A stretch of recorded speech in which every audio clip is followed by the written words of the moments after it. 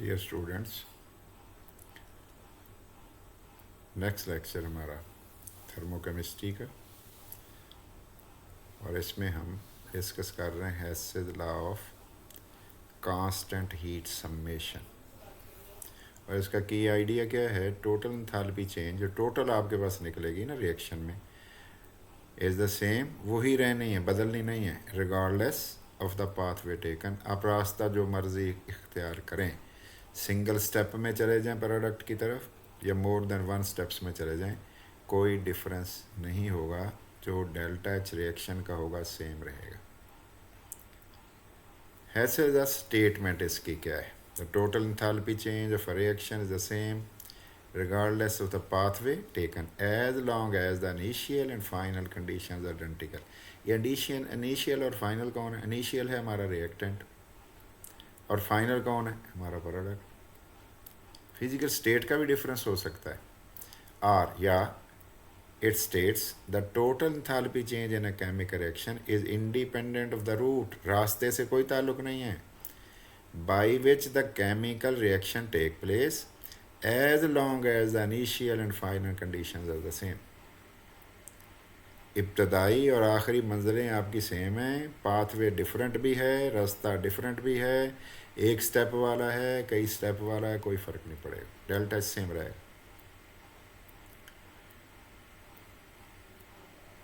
फिर एक दफ़ा रीड कर लेते हैं और ये सारे को आपने देख लेना है ताकि स्टेटमेंट आपको अच्छे तरीके से आ जाए।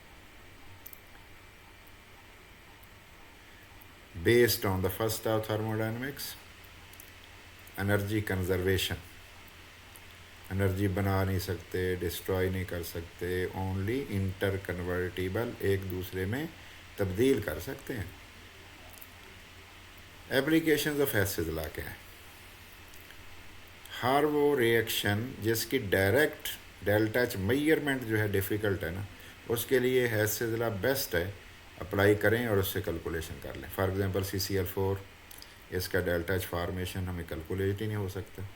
कार्बन मोनोऑक्साइड डायरेक्ट कैलकुलेट नहीं होता क्योंकि इसको प्योर फॉर्म में बना ही नहीं सकते हम कार्बन मोनोऑक्साइड को। तो इसलिए इसका तरीका क्या करेंगे, हैसेस लॉ को फॉलो करेंगे और पाथ डिफरेंट करके, जैसे भी हम कर रहे थे, डेल्टा एच जो सेम रहना है, आंसर हम वो कैलकुलेट कर लेंगे। Calculating delta H formation for from combustion data, चीज़ जलाएं, कैलोरीमीटर नहीं, बम कैलोरीमीटर जो पढ़ा था हमने, उसमें उसकी वैल्यू चीज़ें ढूंढें, 393.7 CO2 की है, फलाएँ फलाएँ, और उससे आप इसको कैलकुलेट कर लीजिए।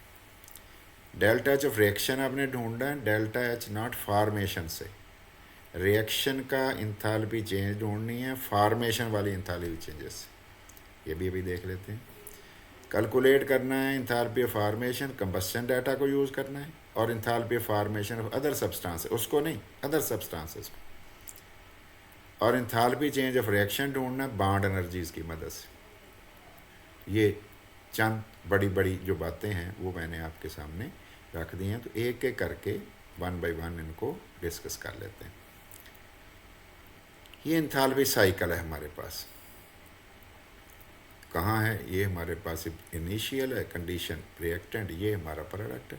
अब एक तो ये है डायरेक्ट जा सकते हो बी में, एक है ए से पहले सी में जाओ, सी से बी में जाओ। सी कौन है? इंटरमीडिएट। इंटरमीडिएट होता है जो कायम नहीं रहेगा, बनेगा फिर डिसअपीयर होकर प्रोडक्ट बनाएगा। एक और रूट है, ए से डी में जाओ, डी से ई में जाओ, ई से बी में जाओ। देखो हर स्टेप की इंथैल्पी मौजूद है, delta H 4, delta H 5, delta H 6, delta H, इसके लिए देख लो ACB वाले रूट के लिए डेल्टा एच 2, डेल्टा एच 3, ये 6 है, 8 नहीं है, ख्याल करिएगा। अब देखो हमारे पास direct route single step reaction है, डेल्टा एच आर हम ढूंढ सकते हैं। इनडायरेक्ट रूट्स में क्या होगा, मल्टी स्टेप्स होंगे, फिर आपको सारे इंथैल्पीज़ के जो चेंजेस हैं उनको सम अप करना पड़ेगा, जमा करना पड़ेगा। रूट 1 देखोगे A से B, ये डायरेक्ट गया हुआ है, डेल्टा एच आर उसका आंसर है। रूट 2 क्या है, A से C, C से B, या डेल्टा एच 2 डेल्टा एच 3 का सम होगा जो इसके बराबर होगा, ठीक है। और रूट 3 में A से D में जाओगे, डेल्टा एच 4, D से E में जाओ, ये भी इंटरमीडिएट है, डेल्टा एच 5 और डेल्टा एच 6 है, और यहाँ पहुँच गया। ये देख लो, A से D गए, D से E गए, E से B गए, हर स्टेप की यहाँ डेल्टा एच 4 है, डेल्टा एच 5 है, डेल्टा एच 6।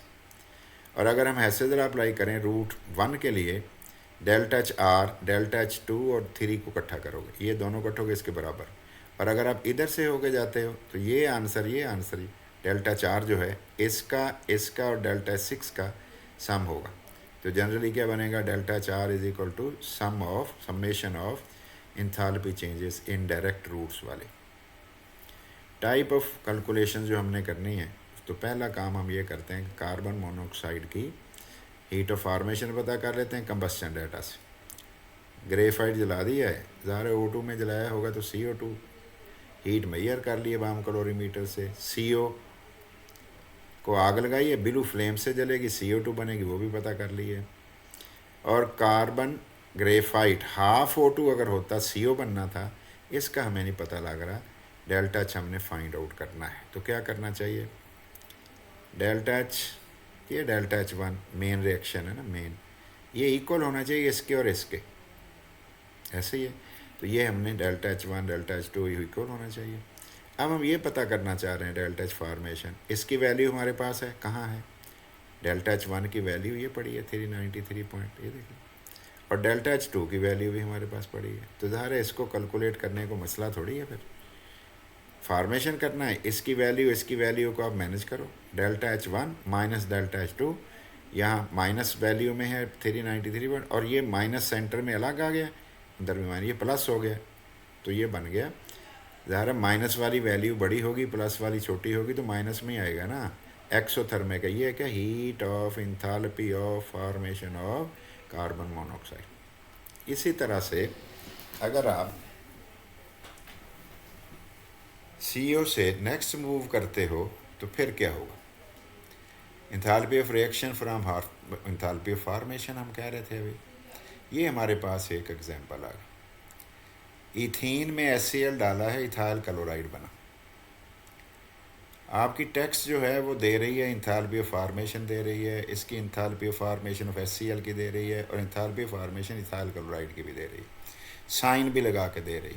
एक सिंपल वे इसका ट्रिक होता है कि enthalpy of reaction find out करना हो ना, तो इंथैल्पी ऑफ फॉर्मेशन प्रोडक्ट वाला और इंथैल्पी ऑफ फॉर्मेशन रिएक्टेंट को सब्ट्रैक्ट करना होता है, वैल्यूज पुट करके कर लेते हैं। 109 माइनस में किसका है, C2H5 का, ये प्रोडक्ट है, माइनस आ गया, ये वाला सेंटर वाला माइनस। 52.2 लिख रही है C2, ये कौन है भला, ये हमारे रिएक्टेंट्स हैं ना। ये वाली वैल्यू किसकी है, C2H4 की, प्लस, और ये वाली वैल्यू कौन सी है, -92.3, ये वैल्यू हमारे पास है HCl की। अगर इस सारे को आप अप्लाई करते जाएं तो आंसर आना है -68.9। कैसे, ये सॉल्व करो माइनस, तो ये वैल्यू जो है दोनों का जो डिफरेंस आएगा, ये आएगा माइनस माइनस कितना हो जाएगा, प्लस, तो फिर आप कैलकुलेट करो तो -68.9 आ जाता है। डिटेल इसकी ज़रूरत इसलिए नहीं है कि वो तो 1-1.5 पेज बनेगा, और वो ज़ाहिर है आपके लेवल की बात नहीं है, समझी जा सकती है। नंबर 3, कैलकुलेशन करनी है हमने इंथैल्पी ऑफ फॉर्मेशन की, कंबस्शन डाटा से भी और enthalpy of formation of other substances से भी। एग्जांपल आपके सामने है, प्रोपेन की कंबस्शन कर रहे हैं 5O2 में, CO2 भी बन गए 3 मोल्स और 4H2O भी बन गए, और हमें बता रहा है एग्जामिनर कि इंथैल्पी ऑफ फॉर्मेशन समझानी है C3H8 की। वैसे तो ये सारे स्टेप्स से हम कर सकते हैं, लेकिन ज़ाहिर है बुक को फिर फॉलो नहीं करेंगे तो अच्छी बात नहीं होगी। कंबस्शन की है 14.64 ग्राम्स की, और उससे हीट निकली है इतनी 678.6, ये वाली रिलीज निकली हुई है हीट कंबस्शन। और वो कह रहा है हीट ऑफ फॉर्मेशन CO2 की भी दे रहा हूँ, वाटर की भी आपको दे रहा हूँ, गैसीय स्टेट में होगा ये 241। स्टेप पहला क्या करें, मोल बना लो। मोलर मैच कैसे होगा, 12 12 12 3 दफ़ा कार्बन जो हुआ, और 8 और ऐड हो गए तो 40 बन गए, और एग्जैक्ट करोगे तो फिर बनेगा आपकी बुक के मुताबिक 40.096, 1.008 वाला काम जो करोगे H की जगह पे, तो ये आपने लेना है। तो ये ग्राम पर मोल मोलर मैस आ गया। अब आप मोल पता कर लें, किसके मोल पता करें, ये जो आप 14 ग्राम 14 ग्राम ये वाला इसके आपने मोल बना लेने हैं। ये देखो ऊपर ले लिया है और इसके मोलर मैस पे डिवाइड कर दिया। ये तो आम आपको पता है कि ग्राम्स ऊपर मोलर मैस पे डिवाइड, मोल बन गए हैं प्रोपेन के C3H8 के। अब क्या करो, हेसेज लॉ की हमें इजाज़त दे रहा है कि आप इनडायरेक्ट पाथवे से भी आंसर निकाल सकते हैं। 3 चीज़ें आपको सीखनी है, इंथैल्पी ऑफ फॉर्मेशन लेनी है कंबस्शन डाटा से, इंथैल्पी ऑफ रिएक्शन लेनी है इंथैल्पी ऑफ फॉर्मेशन वैल्यू से, और इंथैल्पी ऑफ फॉर्मेशन लेनी है कंबस्शन और फॉर्मेशन डाटा से। यानी कि ये तीनों काम से हमारा जवाब आ जाएगा। यूनिट 1 किलो कैलोरी में इतने किलो जूल होते हैं, इनको जहन में रखना है। और ये भी आपने जहन में रखना है कि डेल्टा एच अगर नेगेटिव आ जाता है तो ये एक्सोथर्मिक प्रोसेस है, कंबस्शन होता ही एक्सोथर्मिक। अब इंथैल्पी ऑफ कंबस्शन पर मोल निकाल लें। ये वैल्यू लिखी है 678.6। ये देखो गौर करो इस पर, ऊपर ले लो। ये मोल आपने निकाले थे, मोल पे डिवाइड कर दो, आपके पास आ जाएगा किलो जूल पर मोल। ये देखो इसके यूनिट है किलो जूल, इसके यूनिट है मोल, तो पर मोल नीचे मोल है ना, 0.332 नीचे लिखा हुआ है तो पर मोल ही आना है ना। ऐसे ज़रा अप्लाई कर लो। इंथैल्पी ऑफ कंबस्शन ढूंढे बैठे हो आप, 2044, ये यहाँ रख दो। 3 मोल जो हैं CO2 के बने हैं, चेक कर लो। ये देख लो 3 मोल बने हुए, इक्वेशन को देखना पड़ता है ना। और हर CO2 की वैल्यू आपको 393.51 दी हुई है, यहाँ लिख दो। ये देख लो लिख लिए। प्लस 4 मोल वाटर के बने हैं, चेक कर लो, वाटर की वैल्यू दी हुई है, देख लो वाटर की वैल्यू लिख दो। ये ब्रैकेट हमने क्लोज कर दी, ये अलहदा से हम सॉल्व कर लेंगे। माइनस इंथैल्पी ऑफ फॉर्मेशन जो है प्रोपेन की है, और 5 मोल ऑक्सीजन के इन्वॉल्व हुए हैं। ऑक्सीजन की इंथैल्पी ऑफ कंबस्शन तो ज़ीरो है स्टैंडर्ड स्टेट में, वैसे फॉर्मेशन भी ज़ीरो, इसलिए इसको तो लिखने का फ़ायदा नहीं है, देखो गायब कर दिया मैंने। अब enthalpy of formation of propane हमने पता करनी है, देखते हैं क्या करें। इसको करो सारे को मल्टीप्लाई, प्लस इसको करो मल्टीप्लाई, ठीक है। और सॉल्व करते हो जब यहाँ पहुँचोगे तो आप सारे स्टेप्स करने और आप पहुँचेंगे -104 किलो जूल पर मोल पे। ये enthalpy of formation of propane है। मतलब ये है कि जब 1 मोल प्रोपेन बनता है, पैदा होता है ना, उसके दौरान 104 किलो जूल पर मोल हीट लॉस होती है। अब हम इंथैल्पी ऑफ चौथा मैंने एप्लीकेशन की थी, 4th one, calculating enthalpy change of reaction using bond energies. अब जरा गौर करो इस डायग्राम पर, ये हमारा H2 है ब्लैक वाला, ये डॉटेड वाला जो है ये Cl2 है। पहला काम तो आपका ये बॉन्ड तोड़ो, ये बॉन्ड तोड़ो।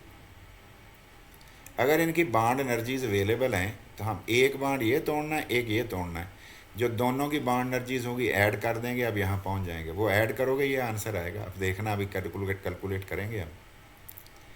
फिर अब नए बॉन्ड बनने हैं, एक Cl एक H का, ये H ये Cl HCl बनेगा, ये H ये Cl HCl बनेगा। तो 2H 2Cl एटम थे ये बने हुए, इन्होंने जुड़ना है, नए बॉन्ड बनेंगे तो एक्सोथर्मिक होता है।